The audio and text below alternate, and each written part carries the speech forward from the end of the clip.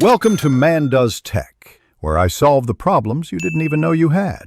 You begin with two essentials: admin privileges and a recent backup. This prevents data loss. Once backed up, open the SAT's admin console and go straight to the localization or language groups section. Make sure to locate the exact language group ID you intend to change.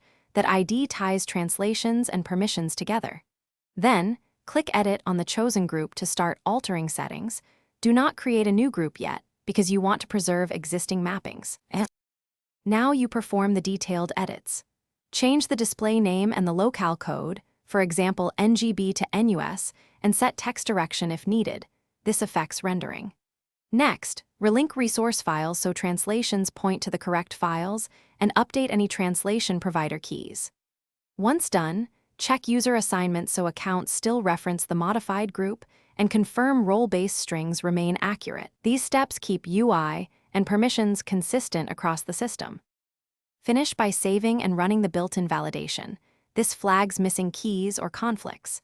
Then deploy changes to a staging environment and invite a small user group to verify interface text, formatting, and permissions. Your goal is to catch issues before production. Once reviewers sign off, deploy to production during a maintenance window and monitor logs and error metrics closely.